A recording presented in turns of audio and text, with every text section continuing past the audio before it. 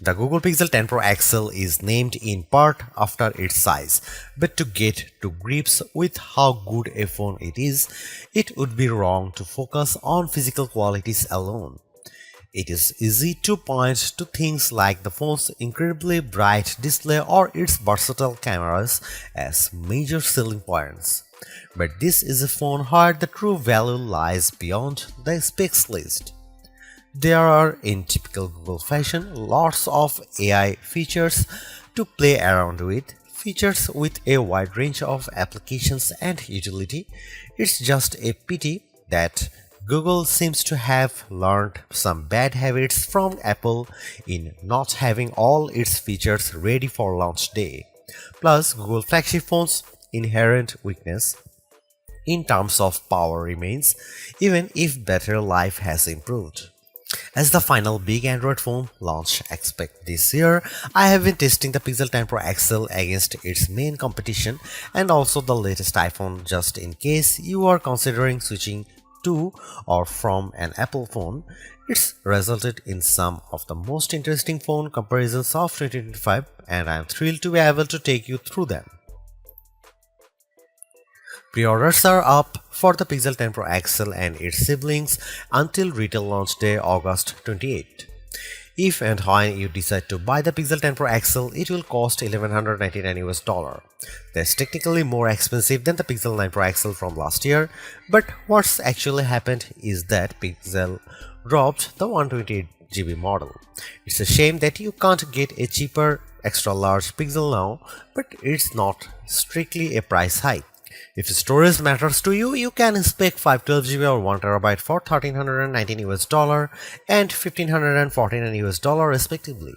But increasing the storage locks off certain color options. Only Obsidian Black offers all three options, while Jade Green is only available in the basic 256GB. There are no big changes from last year in terms of overall shape or materials. Google is still using matte textured toughened glass on the back, Gorilla Glass Victus 2 on the front and shiny aluminum sides holding them together. There is still a reliable IP68 dust and water resistance rating too. There are alterations to be found if you look closer. Google made the phone's rear G logo metallic, slimmed and bezel around the rear camera bar, moved the SIM card tray to the top of the phone and added a second speaker opening to the bottom. But the only real difference is the overall width. The size change results in a larger display and a total weight that's about 5% heavier than the Pixel 9 Pro XL. That gives the Pixel 10 Pro XL the status of the heaviest of the main flagship phones on sale today, although only by a few fractions of an ounce. One other changes that applies only in US Pixel 10s is the removal of physical SIM support. It's eSIM only for American customers, while the rest of the world can still plug in their nano SIM card. Your four color choices for the Pixel 10 Pro XL are Moonstone Blue Gray, Jade Green, Porcelain White or Obsidian Black. It's a reasonable amount of choice, but the Pixel 10 base model has the most eye-catching hues in the family. The 6.8-inch 120Hz refresh rate adaptive display on the Pixel 10 Pro XL is slightly larger than the Pixel 9 Pro XLs, but still a little smaller than the equivalent Samsung or Apple models. But the size difference is offset by the Super Actua screen's incredible brightness. Google Pixel 10 Pro XL can reach 2555 peak brightness, while Samsung Galaxy S25 Ultra can reach 1860. And iPhone 16 Pro Max can reach 1553. The results above show just how intense the screen brightness on the Pixel 10 Pro XL can be, even compared to last year's Pixel 9 Pro XL. The Galaxy S25 Ultra does have the advantage of an anti-glare layer in its display, which helps deal with strong single sources of light, but in generally bright environments, and you have an easier time looking at the Pixel's screen. Looking to the other results, we see the Pixel 10 Pro XL lags behind the S25 Ultra in terms of color gamut coverage and also color accuracy. In the default vivid color profile, the potential buyers needn't worry too much about that. The Pixel 10 Pro XL is still a great device for watching video or browsing photos on.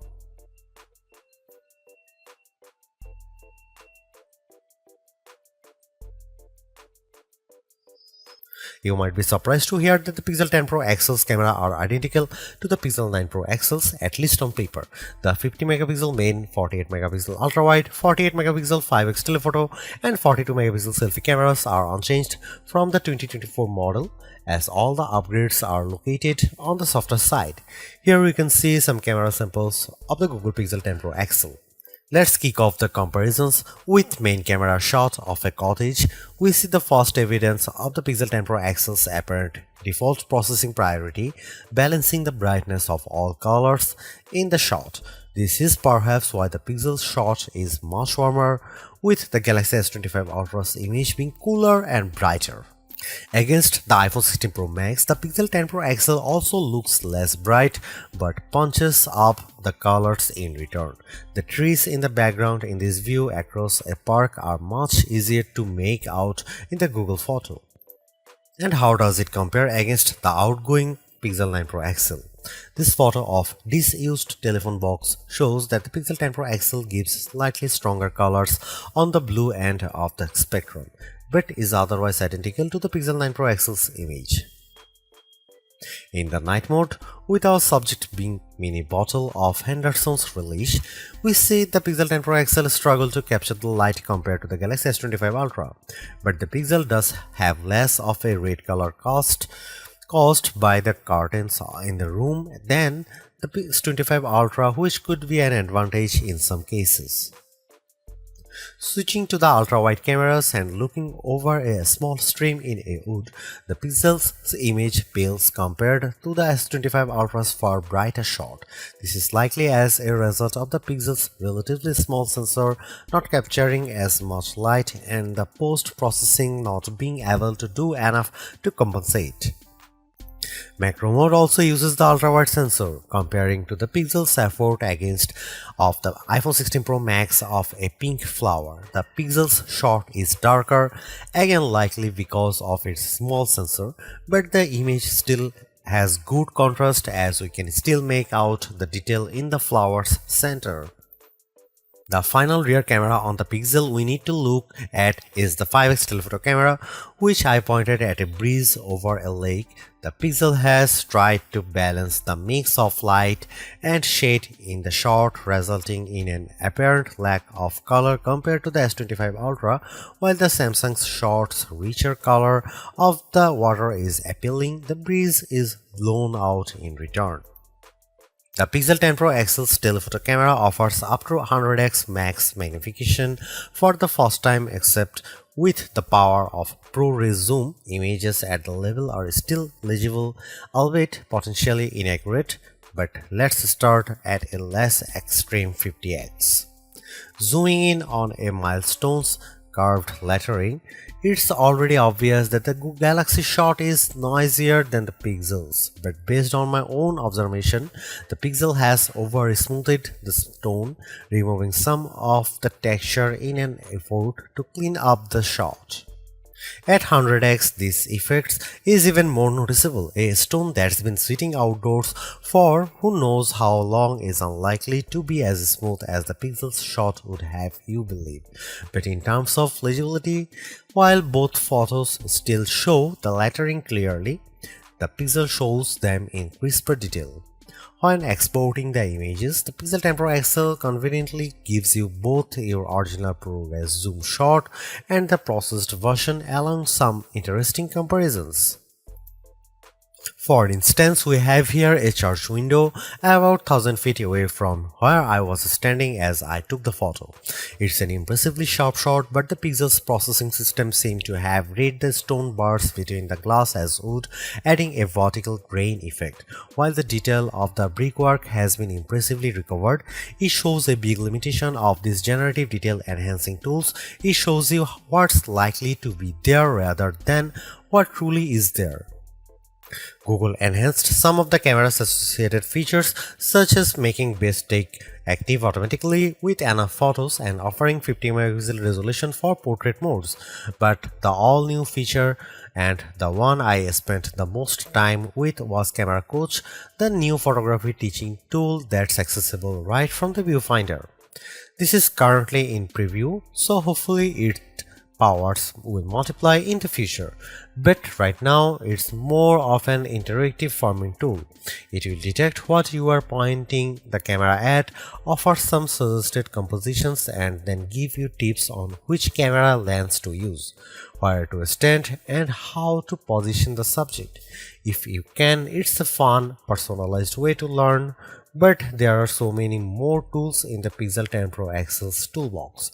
I hope more options or perhaps an advanced mode appear in future to help guide users to try even more, like switching between vertical and horizontal shots, setting a manual focus, or adjusting exposure.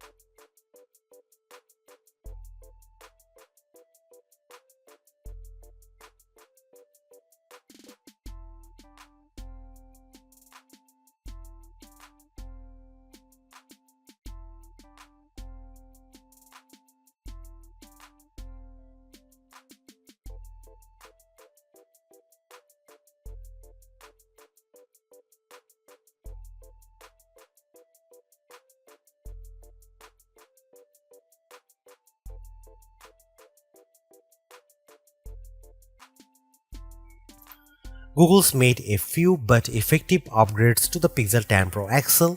It's a masterclass in efficiency, changing and improving just enough to stay amongst the top of the pack in the most areas. The display's brightness is unmatched, and the camera's ultrawide perhaps aside offer a balanced, natural look that I can see a lot of people liking.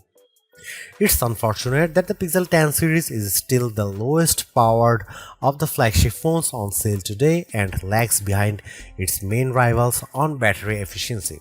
Hopefully, access to Google's latest AI tools makes up for that for anyone who decides to take the plunge, although perhaps give it a couple of months if this is your primary reason. Hopefully, by then the seemingly incomplete Magic Q and the preview version of the camera coach will have been made whole.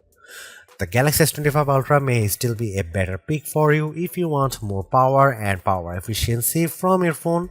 The Pixel 10 Pro may also be a better fit than the XL, considering you only sacrifice display size and battery life for a cheaper phone that's otherwise just as capable as its larger sibling. But the Pixel 10 Pro XL is the most capable and competitive of Google's latest batch of phones. If you are buying a phone right now and want best-in-class software combined with top-tier hardware, this Pixel is probably the one to pick.